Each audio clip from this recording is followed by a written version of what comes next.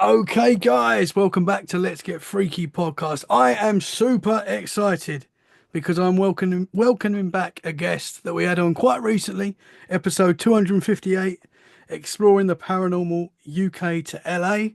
We are welcoming back Mr. Sam Shearon. How are you, sir? Thank you very much for being here, man. I'm great, Tommy. How are you doing? It's good to be back. I'm excited to have you back. Last time it just we did an hour, and I think your battery was running low. That's and, right. and we had to sort of wrap it up. Yeah. Luckily, just got Yeah. you in to say bye. Yeah. But that hour just went like that, man. And I was like, oh, Oh, it flew by. Yeah, it I flew need to, by. I need to talk to this man again. Well, I'm on a webcam this time, so it's not going to die. Yeah, The quality might be a little less, but we'll that get looks through it. cool. It looks cool. It sounds cool. It looks cool. How are you, brother? How you been? It's been four I'm weeks, I think. great. I mean, I'm just getting over a cold. I did a little horror convention for the Hyena Gallery. They had a horror market here in Los Angeles, so I've ended my first table ever, Awesome. which was interesting. And it's funny because I've been to San Diego Comic-Con and I've signed at booths, for X-Files and things like that for, 11 years in a row, but I've never had my own actual booth with my name on it. Wow, Because I've cool, always sort man. of dipped in for an hour, signed a few books, and then pieced out. But Yeah, this time was, 5 hours of me sitting behind a desk, which yeah. was which was interesting, but it was great. It was good fun. Met a lot of people and sold a bunch of prints. So yeah. Awesome, man. Cool experience. Is that something you're going to be doing a little bit more, do you think, going forward? Well, I think so. I mean, Bill Moseley from House of a Thousand Corpses was in his booth next to mine, which was really bizarre because, being a big fan of him in all the horror films and Texas Chainsaw Massacre 2 and it's bizarre sitting next to someone who's been doing it for years and years and years and years, and they still show up. So I thought, well, maybe I should start showing up at different Yeah. conventions because there's so many around the country, Hmm. Bigfoot, unexplained, you name it. Yeah. So maybe I'll start expanding the booth and making it a bit bigger. Yeah, man. It's something that seems to be growing up. I'm hearing a lot more of these conventions starting up in the UK as well, which is really cool. I'm Yeah, hoping because obviously they're not every week. It seems to be every weekend somewhere in the US you can go to these things. yeah, Um, there's too many almost. yeah, but I like that. I think that's cool, and it's coming over. It seems to be spreading in the UK as well, which is cool. The Bigfoot, UFOs, it's all growing, man. It's very exciting Yeah, times. oh yeah, I Yeah. blame the TV. Yeah. So I was telling you last time it was 4 weeks ago. I think it was 4 weeks, and it's just gone like that. We were just saying how quick it's gone, which is ridiculous. This year is we're nearly halfway through already, which is crazy. Yeah, happy Beltane. It's the spring equinox today, the Wicker Man, Yes, yeah, as we're man. recording this anyway. Yeah, yeah. Well, this will be out pretty soon. So awesome Yeah. stuff, man. So what else has been going on? Any other news? Anything else to share? Just as you mentioned before we got live talking, just revealed in the last week or so the book cover for Ken Gerhardt's new book, which I did the artwork for, which is The Essential Guide to Mothman. Mm. So that's, Yes. I believe, it's going to be available everywhere, but as usual through Amazon is probably the best place to grab it.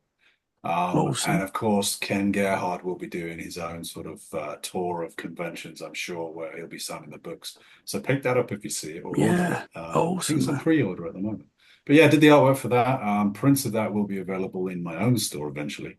But Awesome. aside from that, illustrating Bigfoot, writing my own book, Yeah. um, yeah, just keeping busy. Very busy. And that artwork was amazing, that Mothman artwork. And you also did the artwork for your episode on Let's Get Freaky, which was really cool. It's really Yeah, I did kind I of want thought I'd to throw that ask in you. there. I did kind of want to ask you, but I didn't want because I didn't want to be like, oh, can you do me some artwork? Because I can No, imagine I thought it you was are fun. Yeah, you are I very thought, why busy. not? So I thought because obviously I did put out a picture before, which was AI, Yeah, which was that was AI. cute. And after our conversation and the episode, I was thinking, oh, this is a bit hypocritical. I put this AI picture out with your episode, Oh but you yeah. you very quickly sent me an awesome, and now that's the picture of that episode, and I really appreciate that, man. Thank you very Yeah, of much. course. Yeah. Yeah, So no, it's fun. I thought, well, why not? I suppose if that's what I do, let's just sort of add that in there. yeah, well, it's also you can tell it's your one because it's a lot more better than all my other ones. I don't know. I love it, the fact that everything's different. What was the one with San Francisco you had with the giant airship Ah, going over the bridge? yes, yes. Where'd you get that from? That was AI. Was it? I'm sorry, I'm sorry. I can't draw as Oh good as you, no. man. So it was AI. I'm sorry Yeah. about that. No, it was a great But image, unfortunately. Yeah. mothership over San Francisco, which Yeah, our yeah. guest Gary White. Whatever catches the eye, I guess, these days. I Yeah, mean, yeah. it's such a ocean of competition. Hmm. Even before AI came along, it's which is another bugbear as to why I'm against it. It's just so hard to get seen or even noticed. Hmm. So I think the trick these days is it's almost like it's going backwards. Even people filming themselves and trying to be a bit more real and leaving their mistakes in, Hmm. people are starting to gravitate towards the realism and the actual Yeah, getting your fingers dirty craft thing yeah. to stand out from the AI. So Hmm. it's nice, it's kind of leaning back that way, but Yeah. well, we'll see, won't we? It keeps getting better. Yeah, I think people are drawn, like we spoke about before. People are drawn to like real, like they know you've created that, and that's special, and that makes it better. And you can just tell that it's not a computer generated image. You can tell it's been It's done. getting to a fine line now, though, isn't It it? is getting difficult. It I is mean, it's getting funny. difficult. It's funny you say that. I was on Reddit this past week, and I posted a couple of images of my cryptozoology just to sort of get buzz and see what people thought about it, maybe gain some new followers, perhaps. And somebody had commented, and they had said something along the lines of, "I don't usually lose my temper, but get this AI off here," and a bunch of Nah. expletives. And before I could type a response to say this is actually my artwork, strangely enough, for the first time on social media, I guess Reddit's different because everybody jumped onto this guy and said, "Hey, don't you know who he is? He's done the books for David Weatherly. He's done this stuff. It's real artwork." And this guy then apologized and said, "Oh, I didn't realize I didn't know." And so I said to him, "Well, I don't blame you. I don't blame the knee-jerk response because it is getting hard to tell now. So, Wow. which is really annoying." Yeah, that must be But wild. Someone accusing yeah, you of all the I know. people. Yeah. That's So, insane. wow, Wow. Can I'm we turning into mention? a robot. Yeah. Well, I think that's coming. I think we're all turning into robots, but that's another story. Can I mention as well what we spoke about before we started recording about your the work you did for Nick Pegg for the poster? Because I just think that's really cool as well. The movie poster. I'm sure you've done a lot Oh of movie yeah, yeah, posters. yeah, yeah. Simon Pegg. Yeah, Nandor Fodor and the Talking Mongoose. A film directed by Adam Siegel. It's got Wow. Christopher Lloyd in it and Minnie Driver. And it's based on a 1930s real event, if you will, or series of events rather, of poltergeist activity and an unseen spirit that would occasionally appear. People claim to have seen it. There's some dubious photographs of a mongoose that was apparently from India but could speak several languages and played tricks on people and lived in the walls of a house out in the Isle of Man in the UK. So anyway, long story short, all these decades later, Adam Siegel decided to make a movie about this strange, you know, phenomenon that allegedly did happen. And Simon Pegg's in it. He plays Nandor Fodor, which is a real um, paranormal investigator that the legendary ghost hunter Harry Price, who Christopher Lloyd plays, um, sent Nandor Fodor to the Isle of Man to do the investigation. And so the film sort of loosely follows around that legend. Wow. It had a lot of criticism because it wasn't a documentary in terms of it didn't follow the exact every single fact. Hmm. It is a theatrical retelling of an event based on that. So it's not sort of, don't expect to see the film and have this loyal, faithful retelling of the story because it's not. It's part comedy, it's part adventure, it's very sorrowful, and it's very faith-based. It's got a lot to do with belief and death. And that's quite if you really hook into that aspect of it, it's pretty moving. Hmm. But it's a great film, and who doesn't love Simon Pegg? Oh, he's a So legend, man. yeah. Yeah, for So I did sure. one of the I did four alternate posters, and the main one, and it's now the poster. You can even see it on various airlines like Emirates and Wow. Fly Dubai and stuff. They have it Yeah. on the screen when you watch the movies Wow. That's on the so plane, which cool. is quite funny. Yeah, man. I mean, your artwork must span all over the world, so it must Hmm. be so cool for you to see stuff that you created, like just out there and everyone see it. So many people are seeing it. That must be a cool thing, man. It is a weird feeling. It's sort of you have to pinch yourself because I think I may have mentioned the last time when I was a teenager and at university in England, I would have posters of various rock bands or artists on my wall. And now I'm working with them, and some of them call me up, and some of them come around my house for tea, and it's odd. It's Wow. really, really odd. Yeah. So yeah, you have to pinch yourself sometimes. Seeing posters for well-known bands at stadiums and things, and I've done the artwork. It's almost like you can exhale and think, oh, well, that was Yeah. worth it. It was worth pushing and trying and working and hoping and dreaming, Yeah. and keep believing. And I did. And so, yeah, So it's a cool. very, very strange feeling seeing that. And book covers too. I'll go into comic shops and there'll be a whole section of X-Files, or there'll be Buffy the Vampire Slayer, 30 Days of Night, and my artwork's all in there. And it's such a nice feeling to Yeah. see that it's actually been worthwhile. So now, strangely, on the back of that, I'm in a sort of a position where I'm starting to realize, well, I want to do my own thing, and I have done for long, long time, but to really put it out as an identity in my own projects now, rather than be the sort of hired gun for various other people, various publishers, which I still do. Hmm. I absolutely love it. It's my bread and butter, but I'm now branching into turning people down, unfortunately. Not that that's a good thing, but I'm having to say, you're gonna have to wait 6 months, or I Hmm. simply can't do that by your deadline because I'm working on my own thing. So it's good, and it's also, you have to kind of hold your breath again in a way because it's almost as though I'm starting again. And Yeah. so that's watch this space kind of moment. Yeah. And that's exciting. That's exciting. It is. That challenge. But I mean, you're there already. You've made it, I'm and it's, yeah. almost, Yeah. I'm almost. I'm still sort of like publish, see the work, and then it's disappeared again, along with the money, Hmm. because it's like it comes in and then there's the rent and Yeah. everything Oh, else. yeah. But that's life, Yeah. and I'm fortunate enough that this is my day job. Hmm. Um, and hats off to everybody else in their jobs because yeah, I've done every other job under the sun when I was a teenager, and I Hmm. don't knock it. I know what value is, and getting your hands dirty is, and Hmm. I'm not afraid to say it. So yeah, just Yeah. keep believing. If that's what you want to do, keep at it because eventually it pays off. But Yeah. you still have to keep the ball rolling as well. That's the Hmm. other thing. I As think my that, mum said, no one's going to knock on your door. yeah, 100%, you got to make it happen. Yeah. Yeah, Yeah. I think that's the biggest goal is to work on what you love doing. I think yeah, that's like, if you can enjoy your job, there's nothing better than that. I don't think. I can't. I mean, yeah, I know lots of money, but I yeah. think the actual loving what you're doing every day and the passion for it. I think that's cool.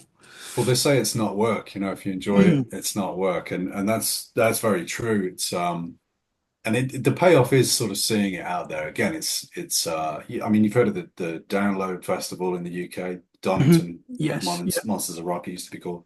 Hmm. But I've been going there since I was 18. I'm 47 now. But I think it was, every other year I'd go, and then I went for a streak where I started creating for bands, and I'd be just on the guest list. So I'd go and I'd camp in the press and guest area. And I did that for sort of a decade, and it was great because you sort of, you backstage and you can hang out with the bands, but you're allowed to sort of go on stage at the side and look at these massive audiences. Um, and that's another aspect to it as well. It's like different doors opened that I didn't think would ever be opened. Hmm. And you start to get these glimpses of how they create things and how other people work with managers and how to sort of get your work around to further spectrums of what you do and really branch out into other areas like film and Hmm. television and things like that. But I think it was 2014. I was at the Download Festival, and I'd just done the poster for Rob Zombie's return to the UK. I think it was his first show at Donington in 16 years or something. So I did this huge poster, and I just did his younger brother, Michael, Power Man 5000, Spider One is he goes by Spider One. And I just did his full album. He was playing on the main stage. So was Rob Zombie. So it was like, oh, I just created for them, and there they are on the main stage. And I just did the album for American Head Charge, and their whole backdrop Wow. on their stage was my artwork. And then on Yeah. another stage at the festival, the whole backdrop was a band called Kill Devil Hill, and that was all my artwork. And they had Phil Anselmo from Pantera come on and sing a song with them because Rex Brown from Pantera was in the band at the time. And it just kind of kept going on. There was billboards around the side of the arena that had Ministry posters on for the album that I had just done, the Live in Paris album. There was people walking around in the festival with t-shirts on that I had designed. And it was just like Wow. a weird dream all in one event Yeah. of my artwork just bloody everywhere, you know. And I think after that I just sort of was like, okay, that's enough now. Yeah. I'm going to start looking at other stuff, you know, because I've kind of done this bit, and you know, Yeah. you can only really go so far, and it certainly doesn't make anyone a millionaire creating for albums. That's the other thing. It doesn't necessarily pay very well, but it does open doors. Hmm. So that's where I'm at now, with lots of doors open. Yeah. Um, and where to go is the next part. How cool, man. How cool. Did you Yeah, always it's know weird. the route that you've taken? Did you have a plan? Like, I'm going to go to LA Um, or did it just sort of fall into place? it just happened. It's a kind of we all have dreams and aspirations, and I still have some of those. I'm still sort of, you know, I have a bucket list, and some of them still aren't quite checked off yet. Um, I'd already been out to America with university. I went to New York, I think when I was 19, and that was an eye opener. That was a whole other world. So I had every intention of sort of going back out there again. But when I think I mentioned the last time I'd done some artwork for a band, and I became friends with the singer, and he invited me out. And after that, I just kept going back. And so it did sort of just happen in that way, especially for the bands. Mhm.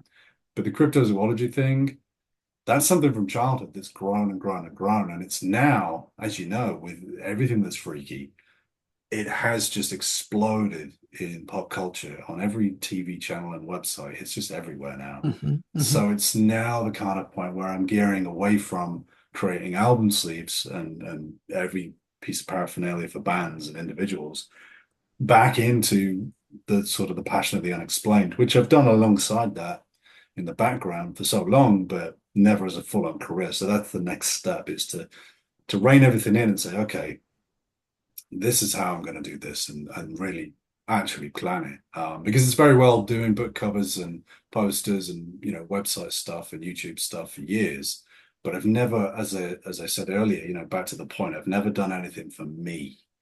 And so toying with my own podcast for the last couple of years, Yes. the pandemic kind of threw that on its butt for a little while. But now I'm in a position where it's grown so much, and I've such a pile of sketchbooks and research and artwork sitting there, ready to put it all together and put it on YouTube. So, you know, watch this space, we'll see. Awesome. Yeah, exciting Exciting. times. Very And there's a exciting, lot of man. crap out there as well, isn't there? There's a lot of crap and a lot of misinformation, a lot of fake stuff, a lot of lies. Hmm. A lot of people who don't really know what a cryptid is, and they'll call anything unexplained a cryptid. Hmm. Hmm. You know, there's girls on Instagram who call themselves in their bio a cryptid, like I'm a cryptid, and you just think, oh my good God, Maybe they are. it's because, well, maybe they are, yeah, but no, it's Yeah. become such a buzzword and such a pop icon, you Hmm. know, like some kind of Pokemon, Yeah, yeah. that it takes away from the scientific natural history fascination of it. Hmm. And I'm going to be one of those grumpy old men that dials it back and Yeah. educates people, Yeah. patronizing everybody But in the that's what we world. need. That's what we need. That's what we need because Yeah, it's easy to get lost in this stuff. Like it's for even myself, like half the time you don't yeah, know what you're seeing, what is it real, is it not? yeah. So you do need that and you need that um I Oh, don't know. absolutely. I mean, I'll get things wrong. You know, I'll mention things that I'm either thinking of a different event, or I'll misname someone, and it's very quickly humbling when someone says, "Oh, actually, no, this was 1977, and that was this guy," and you think, "Oh, yeah, I was wrong." So it's nice, and it's important that people correct each other, because Hmm. otherwise, how are you going to learn? Hmm. You know, if you've said something wrong, someone should point it out. And that way, not only are you then educated by correction, but other people will then learn from that alone and say, oh, yeah, it was this. And Hmm. it's more of a point when you make a mistake that you learn from. That's how you remember 100%. things and how you learn, isn't it? So Hmm. I think it's important to point out hoaxes and fakes as well. Hmm. For I think it's sure. very important, especially in the age of AI. Maybe there should be a whole new list of how to spot AI fakes. Hmm. That's absolutely needed, especially with the unexplained. I mean, there's so many videos coming out of the East, particularly in India, Malaysia, where they're sending videos over, and you can't read it. I believe there's tons on TikTok as well.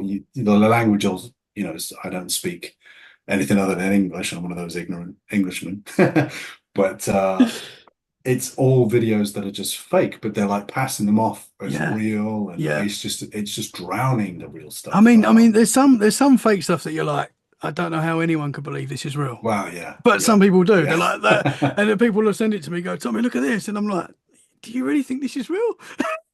There's yeah. some, but then there's some that are like you just can't tell. I saw a video today. Someone sent it to me, and it was a guy in the US, I believe, and he's talking, and then he goes to his back garden, and he's talking about seeing something earlier on that day, I think, and he's filming his back garden at night, and you see what looks like the shape of a ghostly dog man, and it really does look good. Like I saw it, and I'm like, is that real? Like it really looks good. I don't know. I need to look Hmm. more into it. I only watched it today. I sent it to myself to watch again. You have to send it to me. Yeah, I'll send it over to you. Yeah, yeah, yeah. Yeah, I will. I'll send it over straight I'd after. love to rip that apart. Yeah, yeah. Tell me. You'd be like, tell me. I can't believe you even thought that that could be real. Yeah, And I'd yeah, probably share it as well. yeah, yeah, But I've yeah. done There's that. tons. There's tons. There's a video of a I mean, it just looks like a typical Hollywood Yeti. Yetis are not white, by the way. I mean, I'm preaching to the choir, I'm sure, for a lot of you, but Hollywood made the Yeti a white creature because you think of snowman, snow, it's going to have white fur like a polar bear. It's Hmm. not the case. It's not the case at all. 99% of Yeti reports, of which there are three different types of Yeti that we can really sort of argue about. None of them are white. If they are, then it's an elderly one or an albino one, which is super rare, or Hmm. albino if you're American. Or the north or the south, whichever you want to pronounce it. But they're mostly red or black or brown.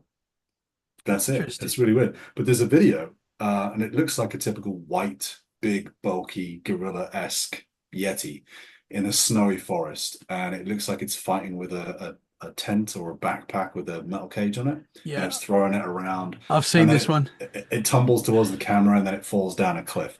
Yeah. And that has done the rounds on every social media platform. I don't know how many times. Hmm. And every time I have to comment and say, this is a Skoda commercial.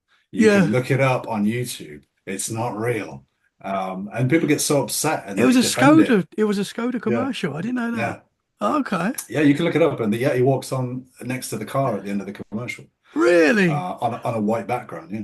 That's what I mean. Um, I've seen that. I know what video you're talking yeah. about, and I think Yeah, that's yeah. that's one of the videos that you're like, yeah, And that's it not. looks great. It It looks does look great. And cool. when and Yeah. when it's edited and cut off at certain points, and maybe they put a filter over it or they just make it, a little grainy, Yeah. it looks like, real found footage kind of thing. Yeah. Yeah.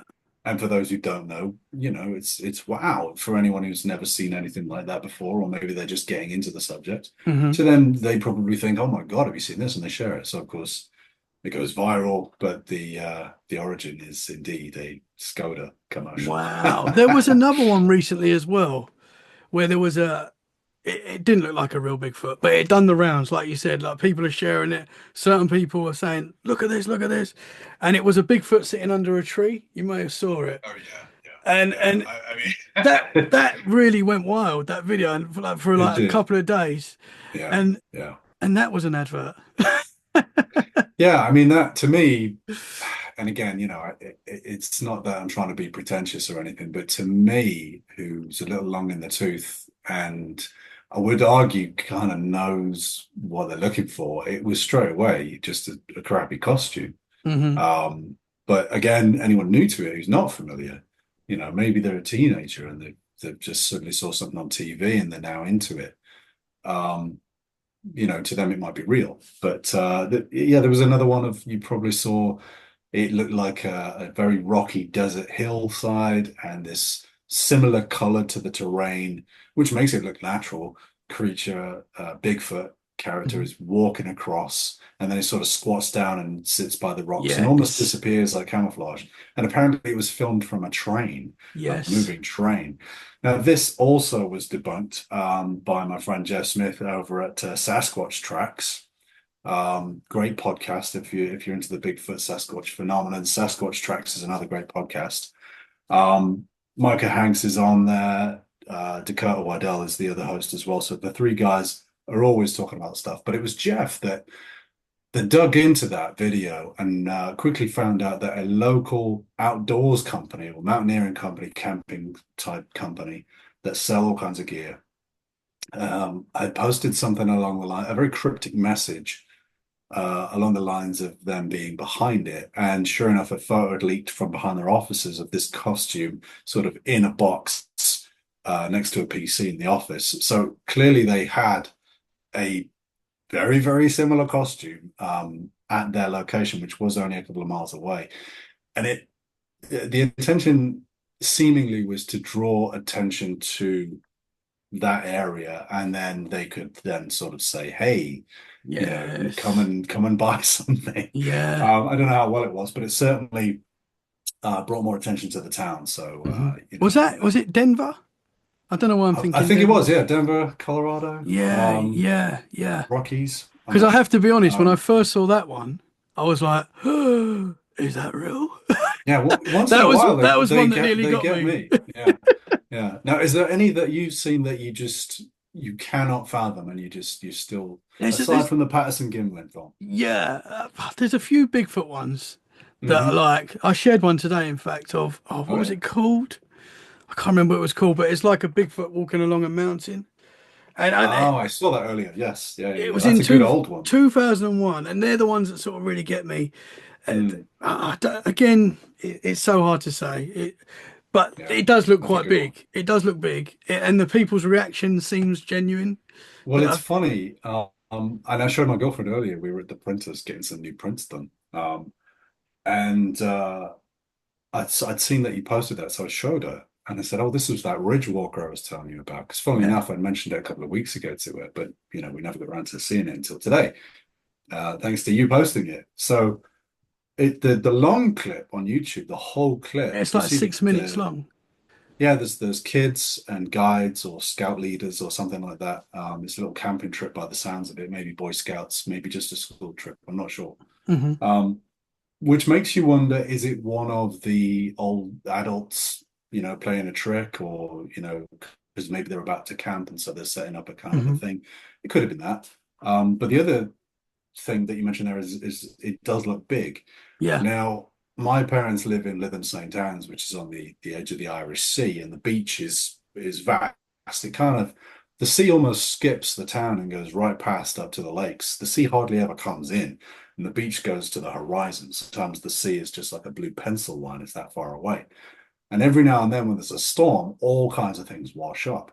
And if I'm there with my girlfriend, we'll take a walk out. Sometimes we'll find, animal skulls like seal skulls or, just fascinating pieces of bones. So I'll go and collect those, much to the horror of my mum. Um, she's always saying, why are you bringing, we have enough dead things in the house. But anyway, um, she doesn't mind that much. But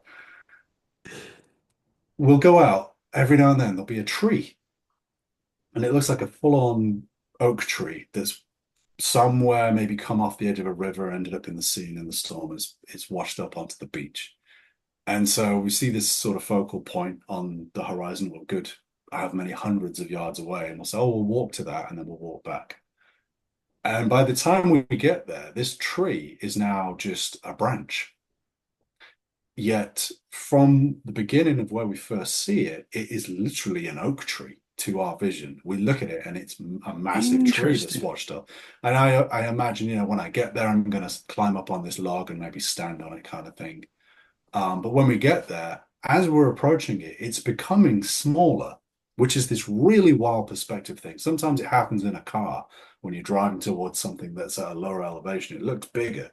And Hmm. as you get towards it, it doesn't seem to change shape until you get really close. And then maybe it's like a building or a tower or a tree or a mountain even. Hmm. And then all of a sudden it just rapidly shrinks into perspective when you get to a certain elevation. And I think that's what's happening with the beaches. It's so far away.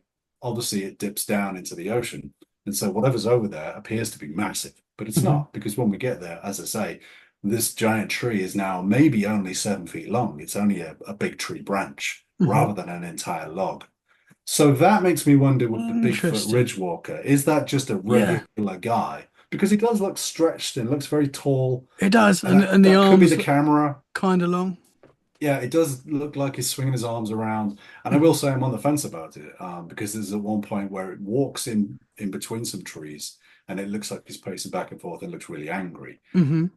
Maybe because there's people down where Well, he's, at the hanging out start of the usually. video, so the video that I watched before I shared that was about 6 minutes, and I've seen that video many times. Like it's a Yeah, yeah. classic Bigfoot video, and it's about Mm, 6 minutes long. And at the start, they're investigating a nest, what looks like a nest, and yeah. it looks very like well made, like this nest. It doesn't look like they've just made it quickly just to film. It looks like a solid nest, Hmm. and they're talking about it and they're joking around and stuff like that, and the kids are joking around, and Yeah. and then obviously one of them sees this thing walking along the ridge, and that's when they get it on film, and they're filming it for quite a while, and they're saying they're sort of making jokes as well, which for me makes it more Yeah. real because it's like, I don't know. It's a funny one. And again, sometimes you have to sort of put the human nature aspect into it as well as a piece of evidence.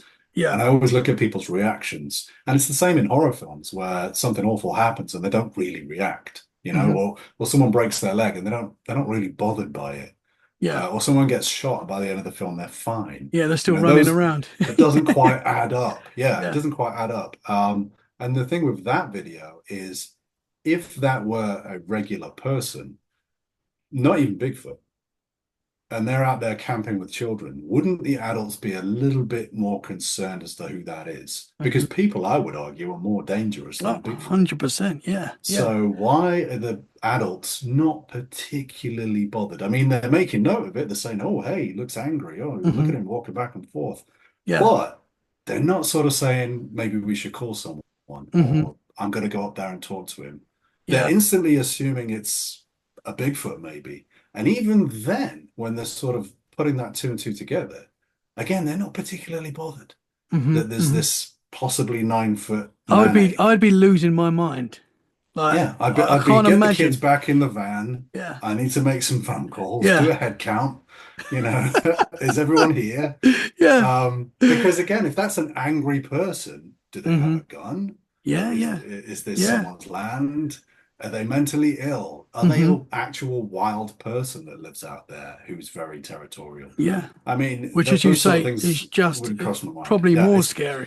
more frightening. That Yeah, I've just yeah, got the name of that video up, just so the name of that video is the Marble Mountain Bigfoot video. Marble brilliant, Marble Mountains. If anyone wants to check that out. But marvelous. yeah. Have you had any cryptid? I don't know if I asked you this before. Have you had any cryptid possible experiences with cryptids on Um, your adventures? one or two, but I mean, I'm not talking about, a long-necked dinosaur coming out of a lake or even a Bigfoot. I've not had anything that spectacular, sadly. Not yet. Um, Not yet, but I am chasing them. Um, I have had a few things when I was a kid that I really can't explain. I think I have mentioned this on a couple of other podcasts, but it bears telling really quickly because I still to this day can't quite wrap my head around it. Again, I was around 7 years old, living in Runcorn, Cheshire, in the UK, which is in the northwest of England. And I grew up on the edge of a forest, a small wooded area with fields on the back of it. There was a stagnant pond and a little stream and that kind of thing. Lots of frogs and newts. Wonderful place to grow up. Lots of hedgehogs. Brilliant childhood. Um, and I remember walking along the edge of the forest as a kid with another kid. Can't remember his name. I don't know who he was. He was probably one of the neighbors that I used to knock around with. And I don't think we ever really even knew each other. Kids would just come out and play in the woods, and then they'd all, go back home. So it was just me and this kid one day. I think we were looking for frogs or something. It had been raining, and most of the frogs would come out onto the grass on the outside of the woods where, it was a little less drownable frogs. But we heard a buzzing sound.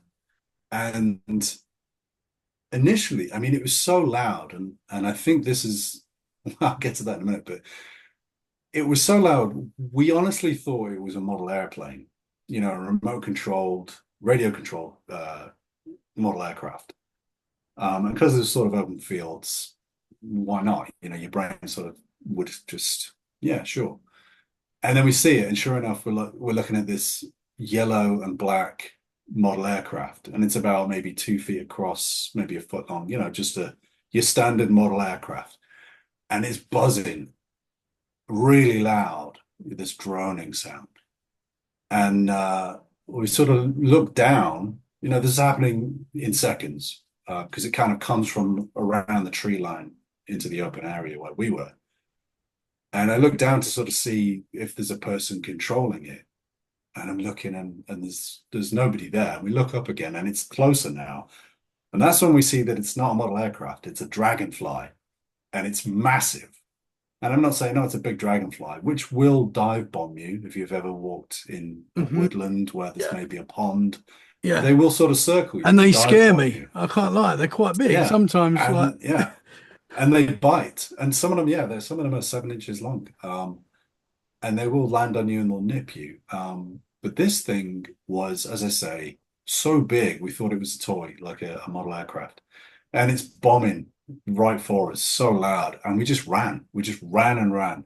And I never saw this kid again. I swear to God. I didn't even turn around and I just ran home. oh, wait, that was it. Um, So you don't know if he got caught by this that's thing. it. I have no idea. He could be dead. I don't know. I shouldn't laugh, His but his body that's might be at the bottom of a pond oh, somewhere. I don't know. oh dear. Yeah. So I ran him, kept running. And I mean, this thing was sort of zoom coming down, and it was so loud. But it wasn't an aircraft. You could see its wings, its legs, big eyes, Wow. black and yellow stripy thing. So, years gone by, I've always wondered what it was, and I went to the Natural History Museum in Liverpool. Sure enough, they've got, dioramas and books and all kinds of things. There were, back in the age of the dinosaurs, millions and millions and millions of years ago, giant dragonflies, which are an exact match in size and shape of this thing. And I spoke to a chap by the name of Ol Lewis. And Ol Lewis, he's a member of the Centre for Teeming Zoology down in Devon. Um, and someone had mentioned to him my experience a number of years back, maybe 20 years ago, we spoke. Gosh, time flies, doesn't it? Um, and That's wild. he said that in Devon, uh, which is the other end of the country, it's down in the south of England, Hmm. from where I grew up. He had had almost the same experience in Devon, but he had witnessed a green one over a pond. Um, Wow. and he's a very matter of fact cryptozoologist, very well read, smart fellow. And he said, he put his hand up and said, "Oh yeah, I've seen one too." So that really made me smile because I thought, I wasn't imagining it. Yeah. And I think that, people would argue kids will be very victim to hysteria and they'll all run and scream and giggle at the same time and it escalates. When you're in the classroom and you're not supposed to laugh. Well, Hmm. that's the worst thing in the world, isn't it? Oh Because yeah. everybody then suddenly you just can't stop laughing, can you? And I think the same happens when kids run away from something. They will exaggerate their experience. Even if the other kid didn't see it, the kid will also run. So I think you could argue that a skeptic's point of view will be, well, maybe the other kid didn't see it, and maybe you were the only person who misidentified it. And in a world of complete sense, then maybe, but I swear, as the common line is, I know what I saw. Yeah. Yeah. Yeah, That's interesting, man. Do you know how if yeah. there's been other like I know the sighting in Devon as well, but was there any other people talking There's about this, seeing this? I've come across a couple of other stories. There's one in America which I actually heard on a podcast, and it was so similar to mine. I almost wondered if she'd stolen my story and thought, Interesting. oh, that's a good story. I'll Yeah. tell it this, as though it were my experience. I forget Yeah. who it was, but it was a woman in America who had almost the identical tale. Um, Interesting. so, I mean, maybe there are just cases of gigantism once in a while where Hmm. one will just be stupidly large. That does happen with, all kinds of things, fish, reptiles, various insects. Yeah. So, even people. There's I forget his last name, Oliver Richter, maybe. He's known as the Dutch Giant. He's 7'2", and he's the world's largest bodybuilder. And if you look him up on Instagram, I just did a story in my Instagram where I've linked him actually about Bigfoot. But he's massive, and not only is he 7'2", he's a bodybuilder, which makes him even bigger. Hmm. And so to look at him, you'd think, well, he's one in a million, but it's just proof that these things occur. Natural animals will have one-offs here Hmm. and there, now and Hmm. again. Yeah. So it makes you wonder, was this dragonfly just a one-off? Was it something to do with a pollution from maybe an oil canister that someone Yeah. left in? Yeah, I don't Got know. a mutant Yeah, dragonfly. yeah, Yeah. yeah, yeah. Radioactive Man. pollution. But Who I mean, knows? that's a lot bigger than your average dragonfly. Like Yeah. that is Oh, yeah. like, Yeah. I mean, we thought it was a model airplane. yeah. It was so loud as well, which got me, which I think I was going to say before I interrupted myself before. I think that's where my fear of bees and wasps come from. Ever more so am I afraid that they will one day crossbreed to create beasts. Oh, And that would just be, or that'd hornets as be, well. that'd be the end Hornets. of it. Oh Yeah. no, just the sound of anything buzzing. I taped up my Yeah. window because here in Los Angeles we get really big wasps. And there was one trying to get in um, Oh. last summer, so I just taped the edges of every window. I just thought, no Yeah. way are Yeah. you getting in. Yeah. Yeah, it was Man, that's bizarre. scary. We had a wasp nest in our old flat in Brentwood in Essex, and you could see them outside the window, like hundreds of them. But then we were starting to hear tick tick tick tick tick, where they're actually trying to. No, Apparently, if you leave them, they will eat through the wall excuse me. and come out into your room. And it was our bedroom, and no, we had that sorted out pretty quick Yeah, because I was yeah, not going to risk that. that's pretty Man, terrifying. that's Yeah. wild though that you saw that the dragonfly. Yeah, it's Interesting. bizarre. And before that, where I lived prior to that, I think I was around 5 years old, and I lived with my mum in this sort of uh, a flat area, a long building with lots of different apartments. It wasn't like a high rise; it was more of a long horseshoe-shaped building, and the whole building had one I don't know what you would call it, a heating system that fed all the radiators in the entire building. And it was just constantly on. Whether you switch your radiator on or off didn't matter. The main source of it in the building was always on. It was run by the building. And we would have just constantly the biggest spiders Oh, all over the apartment. This is in England. Um, Huge wolf spiders, just the house spider, the hairy wolf spider, common they, as they are, yeah, massive, they can get massive. big, very big. Yeah. Um, and they ended up, I mean, my mum had to call one of the neighbors round on one occasion. I distinctly remember this being 5 years old. And he said, "Oh, I'll be back in a minute." It was on the wall, and she asked him to come around and get rid of it. Um, and he said, "Oh, I'll be back in a minute." And he came back with a pint glass. That's what I And he do. put the pint glass slowly over it, but it was so big he had to tap the Oh edges of the no. legs to get it in. He had to tap the feet of it so that it would fit inside the pint glass. I couldn't do That's that. how big this thing was. Oh But my. the local council exterminators had to be called, and they found the source of it, and it was this heat generator in the basement. It's like a horror film. And there were just thousands of them. And it turned out that because it was so constantly hot, it created a tropical environment. And they were cannibals. So they were all eating each other and just getting bigger and bigger. So Oh my we had gosh. this freaky infestation of giant spiders in England. Oh, I cannot think of Yeah, anything worse. Now that is some spiders. yeah, No, I'm a glass man, so my yeah, kids and my wife they can't stand spiders. So if there's a spider in the house, I've got to get it. And I'm a glass man. I don't know if I could tap the legs if it was That sounds horrifying.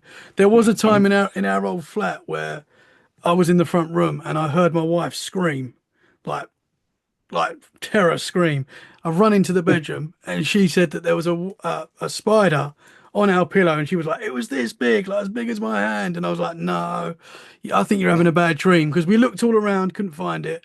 That's the Lights, worst when you can't oh, find it. couldn't find it. And I'm honestly thinking she must have had a bad dream, but she's like, no, it's here somewhere.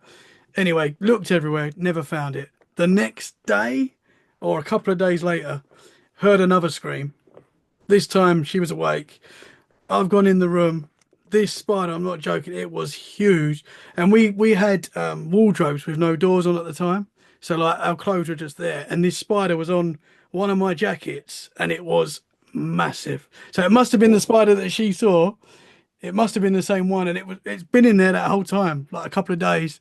And That's awful. Yeah. I knocked it off and I had to get a Yeah. glass, and yeah. So that's I don't Yeah, like that's the spiders, man. worst. Yeah, my girlfriend had a dressing gown hung up on a bathroom, on the back of the door, and rarely ever used it. And I think we had a friend coming around, so we just sort of grabbed it. But you know how a clothing will hang and will have folds. As we moved it, it pulled apart this tunnel of webs. Oh, So similar thing, yeah. and we don't even know where the spider was for that. So could have been anything. I've got And this. here we've got black widows over here, so Oh man. yeah, Whoa. they're the We worst get of them. the false black widows in the UK, don't we? And I don't know if how dangerous they are. Yeah, we They have look those as well. they don't They're look horrible. nice. Yeah. But in my garden, my yard, I've got a canopy, and every night if I walk into the garden, I'll walk into a web, and I'm like, oh no, and I'm That just is the tops worst. off, Yeah. everything's Yeah. coming off. Yeah. Yeah. Me and my girlfriend used to go for little jogs every now and then around the block where we used to live in Los Angeles. There was a nice sort of park area. So we'd go for a walk or a jog, and I ran past these bushes just as she's saying, no, no, no, no, wait. I just got wrapped in webs, but I Oh. just kept running because I was so scared. I thought the wind will take them off. Yeah. Luckily, there was nothing on me, but she said that there was spiders dropping off me left and right. So Oh no, terrifying. Which reminds man. me, when I was a kid, my aunt and uncle, they lived on the edge of a farm with a big cornfield. And when we were kids, my two cousins, Katie and Verity, we'd run through this field as a kid when the combine harvester wasn't there. It's always the sort of the horror story. It's like that scene from Superman, isn't it? But we weren't allowed to go in the cornfield for that reason. Um, but when it was just like overgrown, it was like tunnels that we could run through. And as we did, if you slightly lowered your head, and we were short because we were kids, the light or the sun would glisten, would change. You could see all the webs. And at that point, we'd already ran into the middle of the field. And we looked down, we're covered in webs. And as we turned around and looked down the corridor of field, the gap in the corn where we had ran through, there were big bodied brown with white striped spiders, Yeah. cornfield spiders, Yeah. massive orb ones. And they were jumping from corn stem to corn stem, coming at us, hundreds of them, just because we'd run through all their webs. So they're all coming to us. So we had no choice but to run through more Oh all the my. way back through a different line. And Oh. we was just screaming because these spiders were just coming at us, just Oh, and then tons of them. them big bodied ones as well. Oh, we Yeah, get them in the yard as well. They are yeah, shocking. horrible, Oh just my horrible. Yeah, it's God. making me itch thinking about it. Scary, scarier than any ghost out there, I think. Yeah, yeah, yeah, yeah. Just the worst. And of course, every Man. web you go through, it triggers another one and triggers another one. Yeah, So yeah. they were just accumulating and jumping and jumping and And the jumping and thing is, jumping. you don't know if they're off you. You know, you No think idea. you pat Yeah, yourself down, but then you feel a little tickle and you're like, oh, it's on yeah, me. Yeah, not yeah, good, man. yeah. I'm forever Oh, catching them in jars and throwing them out here in Los Angeles. I hmm. don't know how they get in, but they do. Yeah, they come back. Um, They come back. That's what they say. yeah. They The find a way. occasional cockroach, the occasional cricket, these annoying crickets, which is so bloody loud here in California. And the worst one is when you can't find it, but you Yeah, can hear it. yeah, yeah, yeah, yeah, You get yeah, near to it and it just stops, and you think, yeah. where are you? They're playing with you. Yeah, yeah, yeah. So have you had any other cryptid experiences? You said there might have been a Well, couple there. Excuse me. Yeah, I mean, speaking of crickets, I may as well tell this one. This is one. Giant cricket. Well, excuse me. Yeah, just getting over a bit of a cough here, but so I apologize to the audience if that's horrible to listen to. No problem, man. I know what it's like. Yeah, again, I was around 5 years old, and this is the same building with the giant spider infestation. We were going to the shops in the day. Uh, Me and my mum were just leaving, and she said, "Oh, wait here a second on the doorstep." She'd forgotten something and had to go back inside. So I just thought, oh yeah, I'll just wait here. So I kind of leant on the wall and looked over. And looking over the wall, it was a drop of about maybe 10 feet. But 4 feet below that, there was a ledge. So I'm leaning over this white concrete wall, looking over it and looking at this ledge below me. And there's a huge green grasshopper. And at first, I thought it was one of those plastic toys that you can get of giant plastic green grasshoppers. It was that big. It's like a foot long again. I don't know what it is with me Whoa. and seeing, foot long insects, but it's just bizarre. Some kids see fairies all the time. I see giant insects. Yeah, that's Um, pretty cool. and this thing's sitting there, and I'm like, Jesus Christ. And as I'm looking, I mean, I wouldn't have said that I was 5 years old. I probably went, oh gosh. And I looked down, and I swear to God, I told this on Into the Fray with Shannon the Crow, back when we were running it from the beginning. This is one of my favorite stories to tell because I don't even believe myself. But thinking back, I swear to you, this happened. You know how an insect can sort of swivel its head almost on like a circular turn. Hmm. This grasshopper did that and looked up at me as it swivels its head. It looks up at me, and this big green foot-long grasshopper had the face of an old man. And I just moved back away from it because I couldn't believe what I'd just seen, this old man looking up at me. But it's just his face on the front of this grasshopper, and it's pink. Um, just full on human looking. And so I move away from the edge and I run back inside to tell my mum, like, Mum, you've got to come and see this. Come and look at this. Come and look at this. And of course, we look and it's not there. It's gone. Um, Whoa. but to this day, I mean, if it wasn't strange enough seeing a big, giant green grasshopper, Hmm. when I said, "Oh gosh," and it looks up at me, and it's an old man's face, that That is wild. again, I can't believe I'm myself sometimes. I'm But thinking I'm yeah, thinking shapeshifter. I mean fairy, who knows? fairy. Some kind of fairy creature. I Yeah. mean in like I got like the vibe I shouldn't have seen it, or I wasn't supposed to see it. interesting. Um, like I caught him out and he was just chilling in disguise. That is Yeah, it wild. was weird. It was I very mean, weird. as you're saying, seeing a grasshopper that big is weird in itself, but then to Yeah, see a face yeah, is wild. And what could horrible. that be? That isn't. I mean, Grasshopper man. because you talk to people like the Skinwalker Ranch and places like that where people Yeah, see foxes with like human faces and human, and not just Skinwalker Ranch, everywhere. Like people will claim yeah, to yeah, see foxes with like smiles and stuff like that, like human yeah. features. Was it like that? Was it like a grasshopper face but with like human features? Or It was almost as though I mean it's just hard to explain. It's just the freakiest thing. I mean, I've looked at Hans Christian Andersen books as a kid, and it's, if anything, I could describe it's like an Hieronymus Bosch painting where there's sort of half insect, half man, or hmm. half bird, or weird people with bird heads, or rabbits, or dogs with rabbit heads, or just Yeah, cats with people's faces. yeah, yeah. That kind of stuff. It just felt like I shouldn't have seen it, like I wasn't supposed to see it, because of course it's hiding behind bushes, but I'm looking over the ledge down between the wall, and there he is, just chilling in the shade. Um, Whoa. and I'm like, gosh, because it's a big grasshopper, and then when it looks up, Hmm. it's an old man's face. That is Yeah, wild. yeah, very weird. Man, it's like, is it some sort of Yeah. elemental? Or, It's bizarre. have you heard I anyone mean, else with a similar experience to that? no, only in fairy tales. Only, as I say, only in sort of either Hans Christian Andersen or C.S. Lewis, Tolkien, Yeah. any, that kind of fantasy world. That's the only place I've ever found it, or in medieval art, Hmm.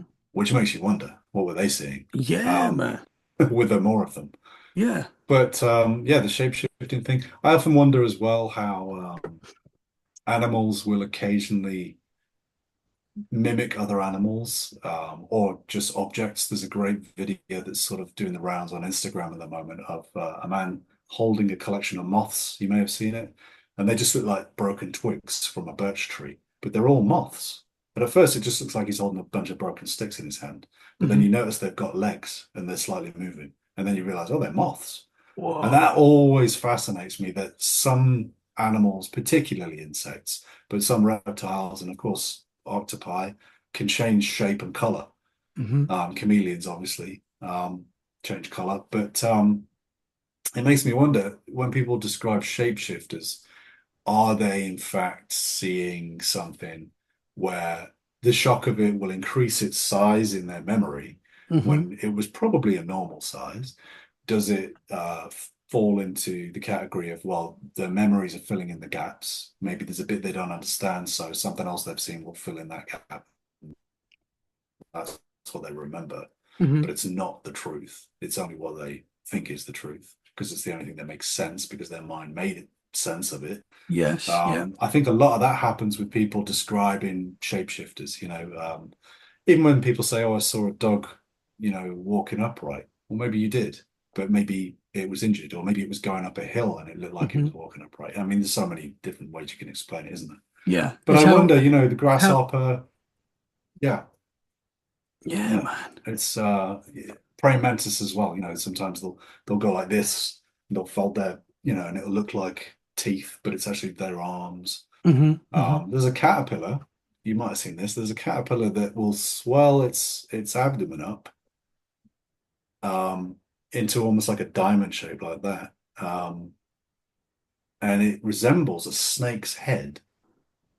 And it's even got eye patterns on the side of it, and it's got like a stripe on it, and it's green and yellow, and it's got a black stripe and a yellow stripe. And its pincers will hold onto a branch with its little caterpillar legs, which are at the front of the caterpillar. And its whole body then hangs off the branch and starts moving like this. And it puffs up its back end. So it looks like a snake's head. And I always think to myself, how does it know? Yeah. How does it know that That's it's being a amazing. snake? To me, that's choice.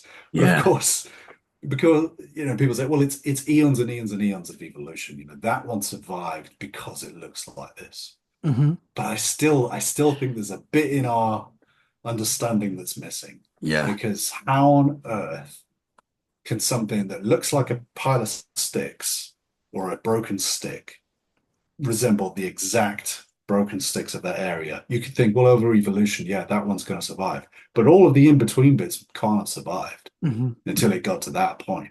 Yeah. So, and I just think it's almost like a choice. Like it has to know that it looks like that to behave that way. Hmm. There's a It's my, rattlesnake. I it's mean, it's all mind blowing. cryptozoology, isn't it? It's all cryptozoology because, unless you see it and capture a body, it doesn't exist. And I think that happens with a lot of these things that people are witnessing and describing that aren't cataloged, aren't recognized by science because they're so fantastically strange. But then if Hmm. you look at what has been discovered, we have millions of examples in museums of things that are just so mind-blowing, Hmm. yet they are real.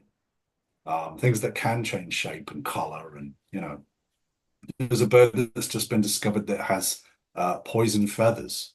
So if a cat eats it, it dies. Or if a cat attacks it, it dies. Now, how did it develop a poison in its feathers? It's so strange. Hmm. But it's the same as having a poison frog or a Gila monster, a poison to the touch reptile. And birds aren't too far away from reptiles. So the same mechanisms happening there in evolution, but we've only just discovered that. Hmm. So what Yeah. else have we not Yeah. discovered? You There, know? there seems to be a lot. That is for Yeah. sure. And you know the coelacanth, the sort of the token fish for cryptozoology, is this prehistoric fish that allegedly lived 65 million years ago. We have fossils of them. Yeah. They found them in the 1930s in off the coast of Madagascar. They found living coelacanth fish, these giant fins that are almost like legs. So it's kind of like an evolutionary in-between fish. Well, they just found one last week off the coast of the Pacific. Again, of all the places, the other side of the world, they found another one. Interesting. Yeah. Yeah. And they just found another two different species of crocodile in neotropical Malaysia. I think it was Malaysia. Two new species of crocodile. So, I mean, we're Wow. finding things all the I mean, time. we've only known about the panda for like 100 years, I believe. Is that? We've just discovered the fifth species of orangutan alive and well. There's, you have three alive today. There's two that are extinct, I believe. But the third one that they found in 2017 was up in Borneo. They have orangutan, but this particular group, which comprises of about 200 individuals, were only sort of brought into observation and questioned because the locals knew about them, of course. They've seen them since forever. They know about these wild man of the forest, the orangutan. Hmm. But because there was a development happening, cutting down trees and expanding a certain area, the conservationists came in and said, "Oh, hang on, there's a population of orangutan there. We need to either move them along or sort of preserve this area." And when they started to look a little closer, they realized that the bone structure is slightly different, the hair is slightly different, and they were like, "Oh my God, this is a different species of orangutan." And that was only in 2017. So we're talking about a large Yeah. primate ape, which immediately makes you That think Bigfoot, is you know? 100%. Yeah, because if Bigfoots, which they seem to be, a lot more Yeah. intelligent than maybe Wow, up, they maybe seem to us. be far more human, don't they? So Yeah, yeah, for sure. actively avoiding us. But yeah, I mean, if an entirely new species of orangutan could be sitting right under our nose, I mean, arguably we knew about them. They were just a different, by Hmm. the detail of the DNA and everything. That's It wild, just though. blows your mind. Yeah. Yeah, The orang pendek, which is one of my favorite cryptids. I don't know that's a why. that's a It spooky one. Yeah, fascinates me. Yeah. yeah. And they say it's got long blonde hair, so it's kind of like the sexy Bigfoot. Yeah. Yeah, Yeah. And it carries a spear, some people say, which is obviously yeah, very yeah. human-like. Tool use. Yeah, Yeah. So, yeah, there's definitely a lot out there that we need to discover. That's for sure. there's I tons. mean, There's if we only tons. know 20% of our ocean, so they say, that's No, I mean, I think that's a lot of is it ocean then. 5%? I think it's Is it 5%. Is it 5%? 5%? Yeah, Wow. Yeah, well, yeah, I mean, not a lot. so there's a UFO lot, bases are down there, I'm convinced. There has to be. 100%, without a doubt. If Mermaids. that's, yeah, I mean, maybe they're not coming from other worlds. Maybe they're coming from inside the Earth, Yeah, under the ocean. You know, yeah, I think maybe so. we're rare. We're the weirdos. Yeah. I've got to ask, so is there any more cryptid, any more weird big bugs that you've seen? Or is that Not that I can remember it off the top of my head. No, that's not interesting. cryptid That's wise. But very yeah, interesting though, man. always looking. Going back to your, I know how long we've been going for over an hour. Are you still good to carry on? Oh yeah, let's chat. Awesome. Going back to your experience when you was a kid and you saw them two entities in Yes. your room. Yeah. You really explained it. You went into detail in the last episode on that. It was really interesting, and you saw the green orb come from the ceiling, Yeah. and your mum came into the room, and she also, you think, saw something as well because Hmm. uh, I don't Certainly. want to. Yeah. What do you think that was? I know people have to go back and listen to that if they haven't listened to that episode. Mm. But what do you Yeah. think that was that night? I don't know if I asked you. Yeah. Um, I've thought long and hard about it, of course. And as with everything unexplained, which this absolutely fits into because there's no answer. Hmm. I've flip-flopped on what it could be. I've sat on the fence on a few things. I've really torn my brain apart trying to make excuses logically that it didn't happen, and I can't. Too much adds up that there's too much going on. There's too many contributing factors that will say that this actually did happen. So it's sort of okay. Well, what was it then? And I've considered ghosts. I've considered aliens. A failed abduction. I mean, I've thought of everything. But I think the most attractive ideas to me is a combination of things. And I think that's something more and more people are looking at these days, that there's, particularly with the paranormal and freaky things, there's more than one answer for certain phenomena. Not for everything. Some do have just one answer, like an undiscovered species. But I think there are multi layers of things happening at once that can create an event. And you've heard of the idea of a tulpa, Hmm. where if enough people think of one thing, it can come into fruition. Like a thought form can be made real, Hmm. and you can actually birth it into reality if enough people think of the same thing. Or if one person dreams enough of that bike for Christmas, they might get it. And this has been proven in a sense that there have been groups of people, they've done experiments on coast to coast. I believe Art Bell used to do it. If someone had written in and said, my loved one is really ill, can you pray for them, or, send well wishes or healing energy, or just think this for them? And of course, the millions of listeners on Coast to Coast would all do this at a certain time. Sure enough, someone would write back and say, "Oh, you're not going to believe this. They're all better." And it's a fantastical story. There's no proof. It's wonderful entertainment, but there are records throughout history, all the way up through into the CIA and the X-Files, of course, where there are studies done with psychic phenomena, telekinesis, telepathy, remote viewing, all of these mental abilities, to the idea of, can we um, influence objects or events with the power of the mind?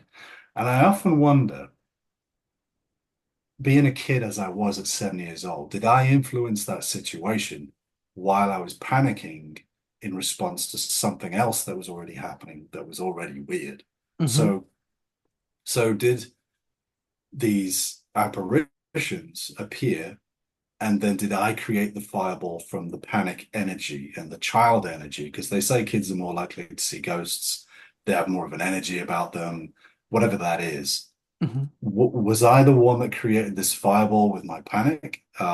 Or did I open up a doorway, or did I thin the veil and allow something else to come through at that moment? Is this a combination of things along the lines of that? Did I sense the fireball first and then open up a time slip, and these are just ghosts, in a sense that they're not dead people, it's just another moment in time that I'm getting a glimpse of, and they're unaware of me? Hmm. But that can't be that, because the building wasn't an old building, unless there was an old building built there before that was knocked down and rebuilt on. This was a fairly modern building. I would have guessed it was maybe built in the 70s. So these Victorian clothed, frilly wearing outfit type children couldn't have been a time slip from then. But then it gets tricky, because if you bring science into this, which you should every time, and it's no guarantee, science is fallible and it changes, which is why you should always repeat the experiment. Um, if you think about time travel, here's one thing someone once told me that I always try and remember but forget, particularly with ghosts and time slips. The Earth is traveling through space at ridiculous speeds, thousands and thousands and thousands of miles an hour. Okay, we're contained in a sense. We have an atmosphere, we have a gravitational constant, all of that. But we're moving through space. Now, if you go back 100 years, the Earth wouldn't be where it is now. It would be somewhere way back in space, Hmm. traveling towards this point. So if you're going to go back in time in a time machine, say for example, Hollywood style, and you press the button, I'm going to go back to 1969. Loads of cool things happening that year. Let's go there. So you go there, and you're dead. You're in the middle of space, because the Earth is not where you were when you left. If you get that wrong, now you could argue, well, you calculate the trajectory of where the Earth will be, and so the time machine would do that for you, and it would take you back through time and space. Sure. But if I'm seeing a ghost from another time, why would it be attached to the Earth? Hmm. Are the ghosts attached to the Earth, and do they travel with it? Therefore, it can't be time. What's happening there? Hmm. It's a really hard one for me to wrap my head around, because Yeah, it could be any of two answers. that is a And the good green point. fireball, what's the green fireball? Was that the energy source? showing me a projection of something, trying to communicate? Was it an alien entity saying, here's some children, play with Hmm. them? Was it trying its best to communicate? Was it, in fact, an alien orb that doesn't have a tangible biological body that we can relate to? So it projects what it thinks I Hmm. want to look and talk to. I mean, there could be any answer to it. So I just say I really don't know. Really Yeah, don't yeah. no idea. That's an interesting. I never thought of it in that way, in the sense of the Earth moving as well, because Yeah. we just don't think about that often. You know, that Yeah. we don't feel it moving. So, I mean, but we are. We're there's shooting yeah, through space. oh yeah, thousands of miles an hour, hundreds of Yeah. thousands of miles an hour. But there's the idea of the time slip. There's a road called Bold Street in Liverpool, which is quite famous for time slips.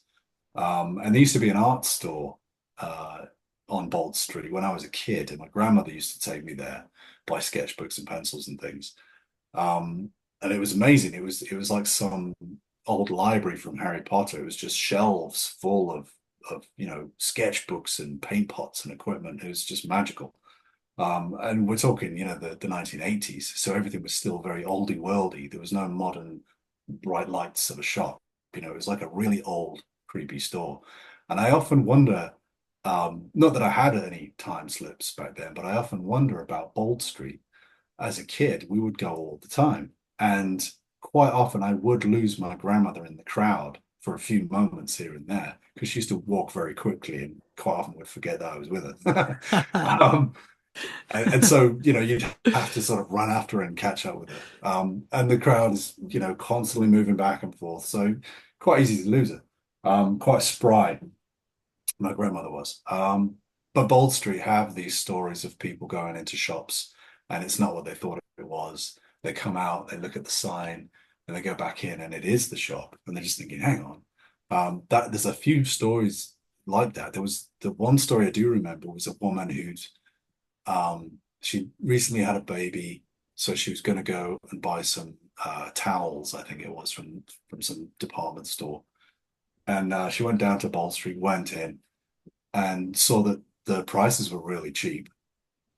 And she was like, "Oh wow, this is marvelous! Just what I need. I'll get a couple of those." So she filled a sort of shopping cart, and took it to the counter, and they rang it up and wrapped it in brown paper and string, and said, "There you go, madam." And Oh, and then she gave them a credit card, and they were just completely perplexed, and said, "Oh, that'll be this amount, dear." And she said, "Well, that should be fine."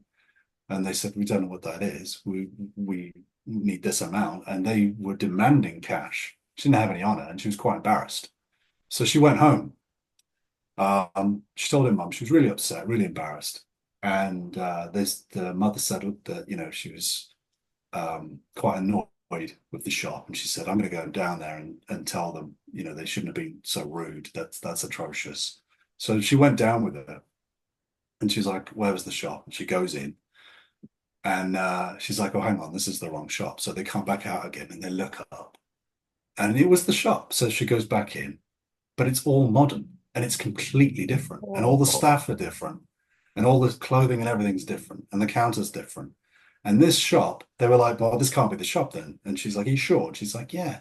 So she goes over to the other road. She looks over down the street. She looks up a bit. She's like, "Well, maybe you're tired and confused." And she's like, "No, no, no. This shop, after 5 minutes of walking up and down Bold Street, didn't exist.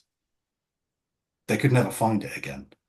And it was as though she had gone back in time for a minute through some doorway as she went into the shop Mhm. and had come back out.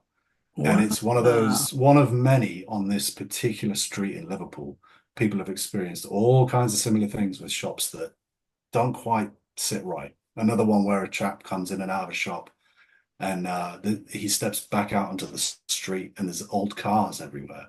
And he goes back in to tell them, "Hey, come and look at these cool old cars." And they go outside and it's all modern traffic.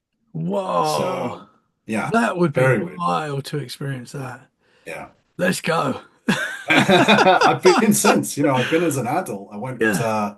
with a friend of mine from school when I turned 40. I said, "Oh, hey, let's go to Bold Street and see if we can, have a pint, play some pool down there." And Go Nothing back in happened. time. I was really disappointed. Nothing. The beer was still expensive, you That's know? yeah, £6 a pint. Yeah, That exactly. that that is wild, though. I mean, imagine experiencing that and just, Yeah, incredible, yeah, yeah. incredible Time stuff, man. slips. Yeah, but people describe time slips, the world over. It's one of those you'll hear once in a while Hmm. where people have had actual interactions with people. So it's not ghosts, but people describe them as wearing old-fashioned clothes. And so it makes you wonder that when people do see ghosts and think they're seeing ghosts, are they in fact just looking through a window through time? Yeah. And maybe ghosts don't exist. Hmm. Maybe these are all just time slips, And for even whatever when they reason, interact. yeah, Yeah, you're just getting a glimpse into that. For whatever reason, the stars yeah, have aligned at that yeah. moment, and you're seeing. It's Quite interesting. possible. I mean, people say, why don't ghosts wear, you know, shell suits or tracky bottoms and sneakers? Hmm. Why don't we ever see anyone in an Adidas top, or a Nike t-shirt? Why don't we see ghosts of people wearing clothes from the 1970s with platform boots and flares and, Hmm. medallions and frilly shirts? Why don't we see that? And maybe we do, but we don't think they're ghosts. Yeah, Maybe we don't yeah, realize that they're that ghosts. is possible. Yeah. When I was 10 Yeah. years old, I saw a ghost in my room, and it was a just a full-bodied man. Like, if I saw him on a park bench, I probably wouldn't think ghost, just, but he was dressed and looked like William Shakespeare. He looked like he was from that era, Wow. and he had like a Wow. long brown beard, brown hair, brown suit, big boots, and he just looked like to me as a 10-year-old, he looked like William Shakespeare. It wasn't William Shakespeare, I don't think, Yeah. but that's Sounds how like me, that's, actually. yeah. Yeah. But Big boots, brown that, hair, long beard. it Yeah. might have been you. It could be. But Yeah. that was the, but if I know I was terrified when I saw this man in my room when I was 10, and that was probably the reason why I do this show, because it started, for Yeah. me from that moment, this stuff was real. But if I saw that person in the street today, you'd say, is he acting? Is he doing some sort of show and he's dressed up? But I Yeah. wouldn't think ghost, because he was just as solid as me and you. And yeah, Makes you wonder. it Makes you does wonder. make It's you funny you wonder. say that, actually, because you think of sort of um, these war reenactments and role playing that people do, where they dress up as like Civil War soldiers and they Hmm. reenact the battles and things like that. It's a very popular thing in America. I think there's a few in England as well that do all the Hmm. old French invasions and things, Yeah. and Viking reenactments as well. That happens. There was a tale. I forget which one it was, but which stately home rather. I visit when I'm back in England when I can. I go to all the old big mansions and stately homes, Hmm. around England, places like Chatsworth, Yes. these Beautiful. colossal, oh, absolutely gorgeous. And a lot of the TV shows and period dramas are filmed in these things, like Downton Abbey is filmed at a Yes. lot of these places. Hmm. So I'll go and I'll check out the gardens. My girlfriend loves the gardens. We'll look at the mazes, and some of these gardens have giant boulders. Some of them have fake Stonehenge kind of monoliths put in that have been built in the Victorian era, which is really popular to build stone circles based on, old pagan beliefs. So those grounds and those gardens are always sort of steeped in history. There was a story, and as I say, I forget which stately home it was, but there were two old ladies who'd gone to visit because there was an exhibition of a new rose garden exhibition that had flowered, and it was like some kind of festival. With you buy a brochure and you can have a cup of tea and walk around the rose gardens of this stately mansion grounds. And they had gone, and at some point during their visit, they walked through a hedgerow archway into another section of the garden, and they went in and immediately thought, oh crap, we've walked onto a film set and we've ruined their shot, kind of thing. And sure enough, this family having breakfast and tea on these white iron garden furniture and chairs with a butler, all wearing frilly dresses and suits. All these people were up there, all turned round and started shouting at these two old women, hey, you there, blah, blah, blah, and all this kind of thing. And they said, oh, sorry, sorry, oh, apologize. We are sorry, because they thought they'd, ruined a TV show. They thought they'd walked in the background of a shot that was being filmed. These people started running towards these two old ladies, shouting aggressively, and they were absolutely terrified. They thought, sorry, sorry, and they walked back through the archway and turned round, constantly as they're being chased. The moment they went through the archway and turned around, these people disappeared. Whoa. And it was as though they had gone through a time slip and Yeah. had indeed invaded someone's garden that was alive. And so Wow. you can imagine this family. It's quite a famous story. It's probably in one of these unexplained books that you could pick up today, but it's Hmm. quite a well-known version of the time slip story. Yeah. I think it took place in the 1980s. I'm not sure, but Interesting. yeah, Possibly this walking through it a just portal vanished. or, Yeah, to another time. Very interesting, man. frightening stuff. Wow. So if someone walks into your yard and they're looking a bit Yeah, futuristic. They might have just gone through some sort of portal and they have no yeah. idea. That's You just got wild. to grab them and hold on to Yeah, them. you're not going back. You're stuck Yeah, now. That take me is with you. why. Yeah. Yeah, let's go. Would you go for a portal? That's the Oh question. yeah, Would you? absolutely, If absolutely. someone said to you, look, you walk through there now, you're gonna go, like, you don't know the effects of it because that's the scary thing. What does it do to us? Yeah, But yeah. would you walk through if Um, yeah, I think I would. Yeah, yeah. I would as well? I mean, if it went into, yeah, of course. If it went into, the age of the dinosaurs, maybe not. Yeah. Oh, just for a But second. yeah, or if it went into sort of the Black Plague era, maybe not. Yeah, no, I don't know about that. The height of World War II, maybe not. No, Um, just for a second. Look, if you could say safe, if you could promise yeah, me I'm not going to get hurt, then I would. But yeah. it's interesting, I'd go man. back to 1994. That was one of the Yep. best years ever. Yeah. Yes. Music, Then film, the 1994 was the incredible. 90s, man. It was a good time to grow up. That's Oh for yeah, it sure. was. Yeah, Yeah. kids don't know anything today. So, have you had any other ghostly experiences? Have you seen anything else Um, like that? excuse me. I mean, there's so many things that it just I could write a book. Really good. I've had here's a short one. Along the lines of not necessarily a time slip or a ghostly thing, but certainly paranormal that I can't explain, and probably one of the most frightening things that's ever happened to me in broad daylight. Again, I was in the same little house where I grew up when I was 7 years old. I had a book, and I still have this book. It's on a shelf at my parents' house.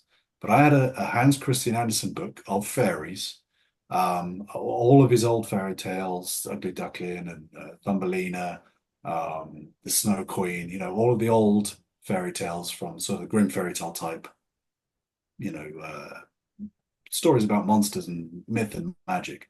But it was Hans Christian Andersen, all of his stories in this nice book, about so big. And I'm stood there in my bedroom, broad daylight, and I'm looking at this book. I'd just been given it, and I'm flicking through these wonderful illustrations, absolutely beautiful pen and ink illustrations. But at the very, very beginning of the book, there's in a circle on a white page, there's an illustration, a painting of Hans Christian Andersen himself. And he's sitting on the ground with his back to a tree, and he's holding a book, almost like it's this book. And he's holding the same sort of size book and a pen, because of course he's the author.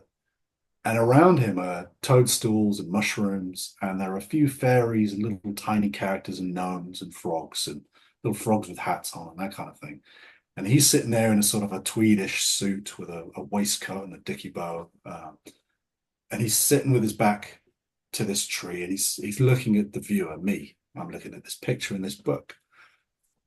And out loud, I spoke openly, said to this painting, because I was really impressed with the stories, loved the artwork. And I said to Hans Christian Andersen, this picture of him, I said, "You're really quite clever, aren't you?" And he nodded in the picture, ever so slightly, he nodded and smiled.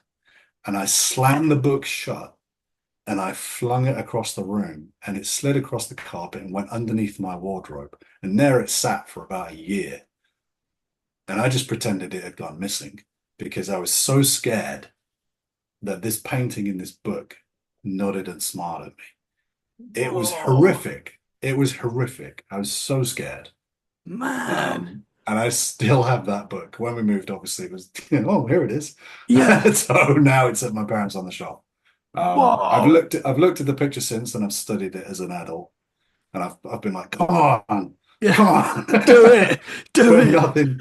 nothing since, That's incredible though, man. Yeah, it How was old was you when terrifying. that happened? Sorry. I was seven, yeah, 7. 7 years old, in the same room as the ghost children. Um, yeah, pretty scary. Wow. So either something was up with that room or that building or that forest, Hmm. I don't know, or I'm creating madness in my own mind. I feel like if that was the case, you'd be seeing a lot more. I feel like, You would, yeah, I'd hope, yeah. yeah, If yeah. only, wouldn't that be Because something? I As an often think, artist, as a creator, you would imagine that I would, but I'm not. Yeah, because very strange. I think I've had quite a few experiences, quite a lot of experiences, I would say, paranormal experiences. And I Yeah. feel like you do doubt yourself sometimes. You're like, am I just going crazy in that moment? But Oh I yeah. feel like it Yeah. would happen a lot more often if that was the case. Do you know what I mean? You can have long periods where nothing happens. Yeah. But I don't know. I don't know with this stuff. It's very difficult, but it's very interesting, man. Wow. Yeah. Yeah. Cool experience, Something's but going on. 100%. It's we'll get to the bottom of it one day, that's for sure. Yeah, when we die. Yeah. Yeah. Yeah. Yeah. Oh man, I've loved It'll talking be to you a again, man. game show. It'll be a game show. Yeah. Yeah, this On is the other side when we've died, and they'll have a yeah. big screen. They'll say, "Remember this?" Remember this Yeah, cricket that you yeah. saw? And there'll be an actor, and he'll be like, "That was me." And I'll be like, "Oh, you." Yeah. Yeah. Oh, man, I've loved I talking love to it. you again, brother. It's been absolutely Yeah. brilliant. I'd love to Good get you back laugh. on again soon. It's so Yeah. easy. We just chat and it's such a good time. So thank you so much, man. Very welcome. Can you Yeah. tell the listeners where they can find you? Thanks, Tommy. Yeah, this has been a good chat. It's always a pleasure talking to you. And I hope people glean any kind of further ideas from this, and spin it and pay it forward, I think is the way. It's the old tradition of storytelling around a campfire, isn't it? Yes, You yeah. tell these things and things get added to it, or they open up questions, or they answer questions. Maybe someone out there can relate to what I've experienced. And maybe it helps them, maybe it just makes it more confusing. I don't know. But it's been great talking to you, Tommy. Thank you, brother. If people like my artwork or they want to find out more about me or listen to me talk about absolute nonsense, um, I draw live every Wednesday on Patreon. So you pay $1, which supports me, so I can buy more pencils and paper. And 4 times a month for $1, or the equivalent of, I will draw, and you can talk to me, answer questions for you, talk about the unexplained. And I'll usually draw Bigfoot or Mothman or some kind of monster. Um, and yeah, it's just a good laugh, really. So if you want to find me on Patreon or Instagram or Facebook, Reddit, I'm all on all the different socials. Yeah. So thanks. Awesome. Awesome stuff, man. Well, I'll share the links in the show description so people can Brilliant. find you right now. And yeah, thank you so much, man. I'd love to do this again, maybe next month or Of another time. course, We Tommy. can Yeah. we can Yeah. catch up again and talk more. It'd be fun. Thank you so much. I'm actually going to be in the UK in June. So Where? maybe we can do a your time chat. Yeah, man. Yeah, Whereabouts? Where? I'll be in the Northwest. I'll be in the Northwest. Come to Dorset, brother. I might come down on the train, who Let's knows? go. That would be amazing. That would be amazing. I'll buy you a drink, man. That would be That'd be incredible. fun. Brother, thank you so much. Guys, thank you so much for listening. I hope you've enjoyed this episode. If you have, make sure you share it. Share it where you can. That is a great way to support the show.